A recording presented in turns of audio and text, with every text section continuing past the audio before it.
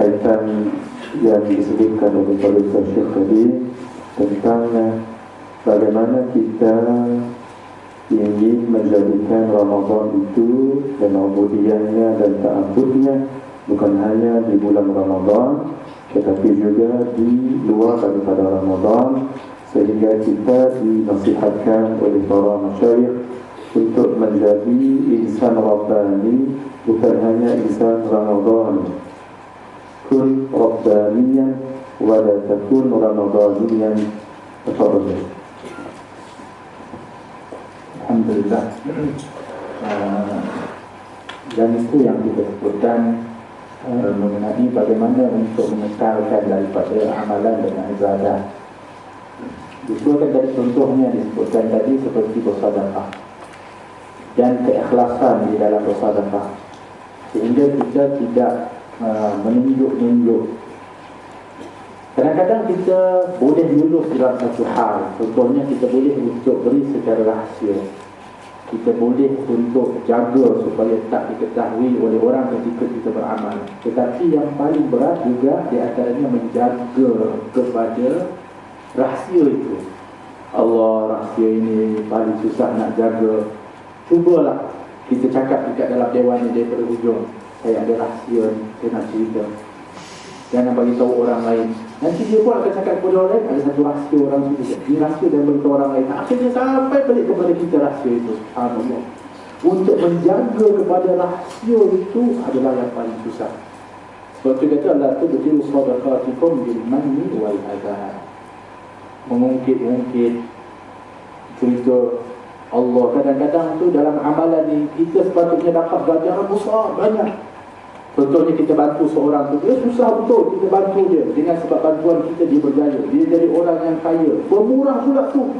Dia bantu kepada orang, Masya Allah. Sehingga setiap apa yang dia buat itu semuanya kembali kepada kita. Sebab kita asasnya di dalam kita membantu kepada dia. Tapi kerana mulut ini, dulu aku yang bantu, habis semua sekali. Nah, yang ini bukan senang yang disebutkan bersedekah itu. Sebab itu Imam Suyuti dalam bab sedekah ini untuk sebagai faedah dibahagikan kepada kategori bersedekah itu ganjaran-ganjaran daripada 10 sehingga 900 ribu. 10 kepada orang yang sihat walafiat, kita bagi saja.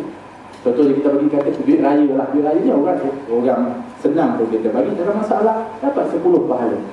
Kepada orang yang mana dianya cacat atau yang kekurangan, kita dapat berapa? 100 pahala. Kita bagi kepada keluarga yang lebih dekat, dapat 900 pahala. Kalau ibu bapa punya 100 ribu. Yang paling besar kata Imam Suyuti, ganjaran yang orang yang menginfakkan hartanya kepada seorang alim, seorang faqih. Sebab apa? Sebab kata di antara sebabnya adalah kerana seorang alim, seorang faqih itu dia maruah dirinya dan dia terjaga ilmunya adalah dengan dia tidak meminta-minta kepada orang lain. Sebab kalau dah minta kepada orang lain, dah keluar fatwanya, hukumnya, dah mengikuti kepada kehendak orang yang mungkin dia dah minta bantuan dan sebagainya. Tapi kalau orang bagi bantuan secara rahsia untuk melindungi daripada maruah dan martabat ilmu itu yang ada kepada para masyayikh, kepada para alim ulama, maka orang ini akan mendapat ganjaran yang paling besar sekali. Saya sebut sini bukan suruh bagi duit kepada dan saya bukan kategori itu. Tapi maksudnya ini supaya kita faham. Sebab tu yang disebutkan saya tadi, orang bagi kepada para guru-guru, tuan-tuan guru-guru secara rahsia supaya melindungi daripada maruah guru ini dan juga ilmu yang dia pegang itu menjadi ilmu yang tulus, suci, yang dia keluarkan itu tidak ada merin ataupun mengikut kepada kehendak daripada sesiapa pun. Adalah. Jadi ini yang disebutkan tadi Ramadan. Sebenarnya Ramadan ini mendidik potensi kita. Ramadan membuktikan bahawa kita ada potensi dalam ibadah. Dulu kita kata, susahnya nak bangun untuk tahajud pada pukul 4. Saya tak mampu lah, saya penat. Tapi dalam Ramadan boleh pula bangun sahur. Maknanya potensi untuk bangun itu ada. Jadi buktikan dalam Ramadan kita mampu. Kalau dulu kita rasa kita susah untuk nak menahan lapar dahaga, di dalam Ramadan ada potensi dah kita boleh buat. Kalau di luar Ramadan kita susah untuk baca Al-Quran, di dalam Ramadan membuktikan kepada kita ada potensi untuk membaca Al-Quran. Bahkan kita boleh khatam Al-Quran sekurang-kurangnya sebulan sekali. Sekurang-kurangnya. Tak lagi yang kita katakan tadi seperti Imam Syafi'i, satu hari 2 kali, waktu siang, waktu malam dalam tarawih 1 kali, 2 kali khatam Al-Quran. Kita satu hari 2 juzuk boleh. Itu pun ya Allah, susahnya, payahnya, beratnya. Tapi di dalam Ramadan kita mampu untuk khatam sekurang-kurangnya sekali sebulan. Bermakna potensi diri kita di dalam ibadah kepada Allah terbukti di dalam Ramadan ini kita mampu. Bermakna sepatutnya di luar Ramadan lebih daripada itu, sebab kita sepatutnya yang tadinya kita penat, yang kita kata Ramadan ini kita penat sebab kita lapar, kita dahaga, kita terpaksa tahan itu dan ini, tapi kita mampu untuk nak buat ibadah, untuk kita nak tambahkan ibadah. Sebab tu kita ni dalam baca Al-Quran, dan dalam Ramadan kita ada tadarus Quran. Dalam Ramadan kita disuruh tadabbur kepada Al-Quran, menghayati Al-Quran. Sejauh mana kita menghayati. Alhamdulillah dalam Ramadan ni banyak kita selalu kita nak kaji Al-Quran, sebab ada semangat itu. Sehingga sepatutnya apabila kita baca dari perintah Allah, kita kena faham ini Allah perintah kepada kita, terus halakan perintah itu kepada kita. Jangan kata orang itu, orang ini. Kita dulu, saya ni Allah perintah terus. Kita nak masukkan semua daripada apa yang diperintahkan oleh Allah diri kita. Aku nak buat. Tapi kalaulah yang Allah sebut tentang contohnya, wailul likulli humazatin lumazah, jangan masukkan diri kita di situ. Kita baca juga, buat juga. Macam mana ni? Celakalah, neraka lah bagi orang-orang yang mengumpat dan orang-orang yang mengadu domba. Tiba-tiba kita buat juga, baca juga dengan suara yang cantik, dengan wailul likulli, cantik suara dia, tapi buat juga, masuklah wailul likulli humazatin lumazah, cakap fawailul lil musallin alladhina hum an salatihim sahun. Kita baca tu, neraka bagi orang yang solat, yang lalai di dalam solatnya. Kita buat juga lalai, tapi kita baca. Orang yang berniaga, wailul lil mutaffifin, kita buat juga di dalam menipu ke dalam perniagaan. Sepatutnya kita baca itu dah mengajar kepada diri kita yang mana yang kita kena buat, yang mana kita kena elak daripada murka Allah Subhanahu wa taala ini. Sebab itu di zaman yang Nabi Abdullah bin Husain bin Tahir ini, sebab itu kita kata Al-Quran ini, kalau kita sebut, kita baca, kita nak mensifati kepada sifat Al-Quran itu. Dan kita melihat seperti mana Syekh tadi cerita pasal contoh para ulama, para salafun salih. Kita nak tengok kaitan mereka itu dengan Al-Quran, dengan sunnah Nabi. Mereka sangat menyesuaikan dan mereka bersifat dengan sifat itu. Seperti Nabi, kana khuluquhul Quran, akhlak Nabi itu Al-Quran. Satu ketika lalu Nabi Abdullah bin Husain al-Tahir di depan seorang ayah dan anak dia, anak kecil. Anak ini sudah dididik di dalam satu madrasah, yang mana dididik bukan hanya baca Al-Quran, memahami kepada Al-Quran. Tengok didikan seorang ayah.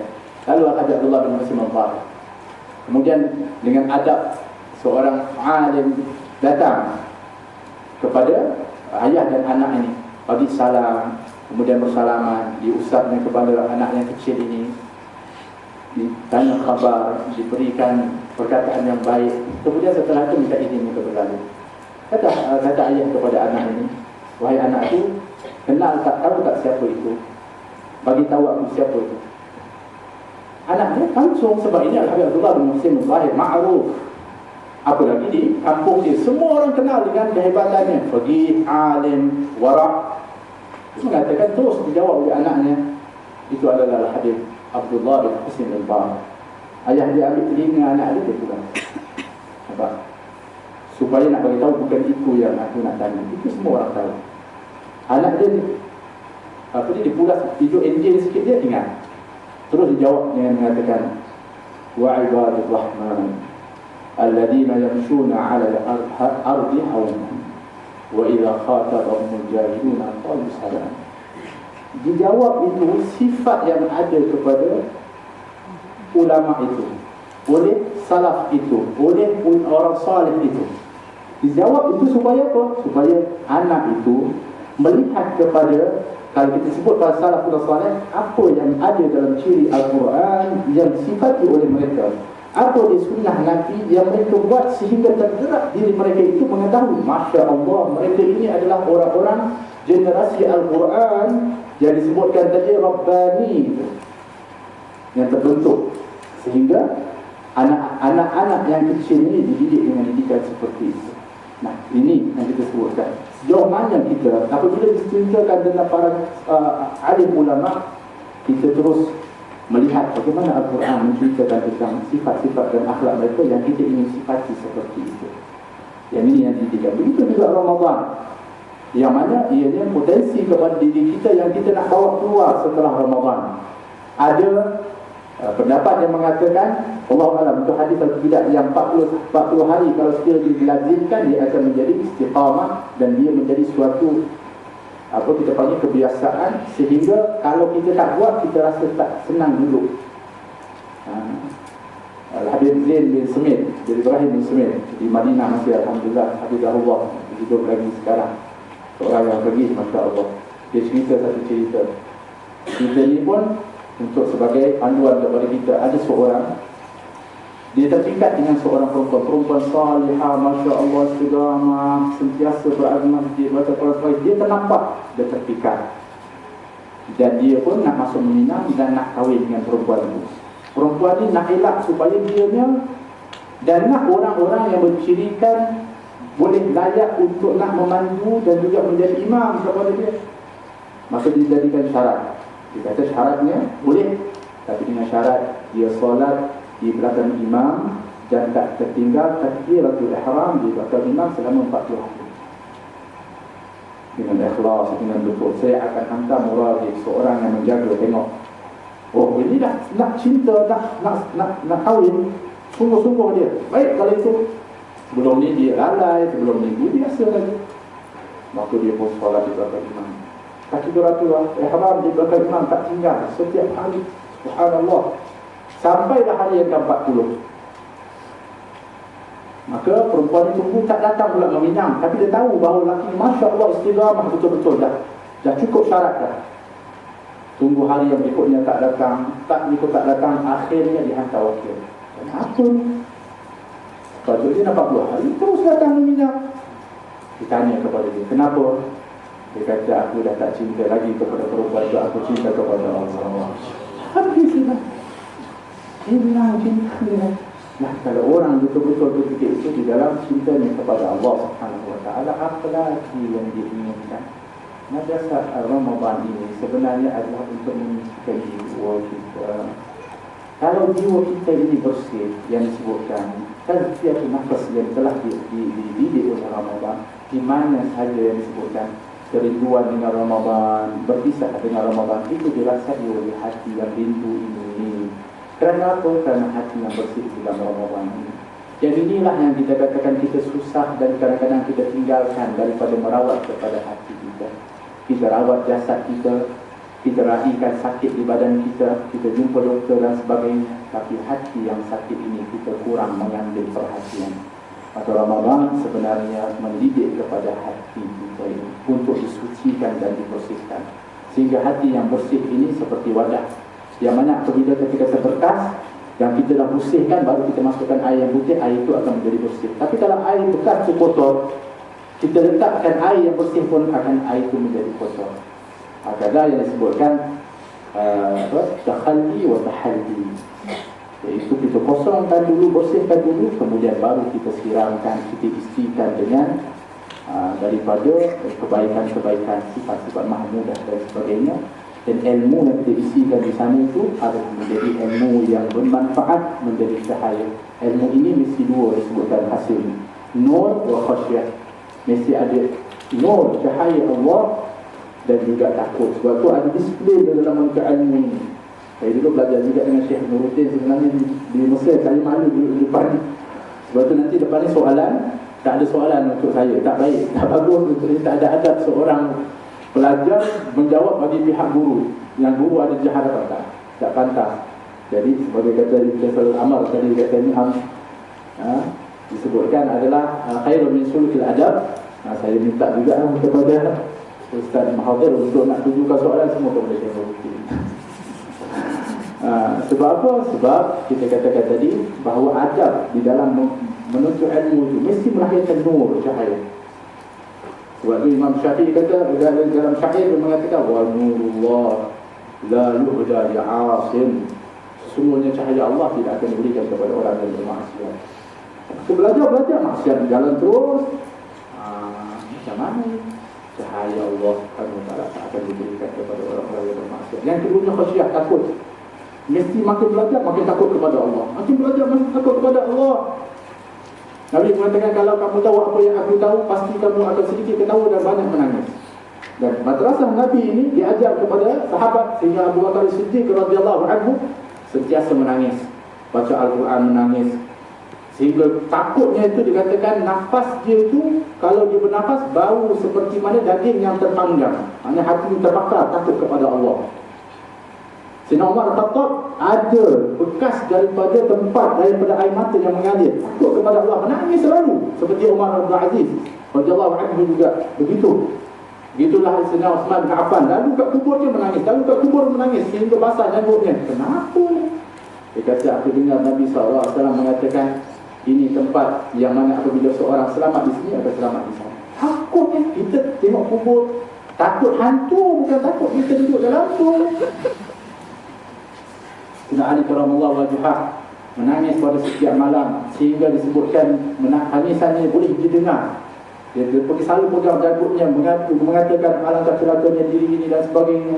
Sehingga dia mengatakan di antara kalimat yang masyhur dia mengatakan ya dunia tolak tukis salasa. Wahai dunia aku talak 3 kepada kamu. Allah, tak ada rujuk lagi kepada dunia. Kita dah talak dunia belum? Subhanallah, dia takutnya kepada Allah Subhanahu wa ta'ala seperti itu. Abdullah bin Rawaha disebutkan tadi menangis isteri dia kata, kenapa ini ya Abu Rawaha menangis? Dia mengatakan Allah sebut kita ni confirm masuk ke dalam neraka dulu. Wa in minkum illa wariduha. Confirm. Tapi aku belum confirm lagi keluar daripada ini, selamat daripada ini. Macam mana aku nak rasa aman? Allah, apa begitu didikan takut? Ini yang disebutkan yang mana hendaklah ilmu atau dalam amalan dalam Ramadan dan sebagainya menghasilkan nur, iaitu nur dan khasyah. Begitu juga yang disebutkan al-khawf wa raja, itulah pengharapan, begitu juga takut. Maka ini mesti seperti sayap yang seimbang sehingga seseorang itu akan dekat kepada Allah Subhanahu wa ta'ala. Hada wa billahi taufiq. Alhamdulillah.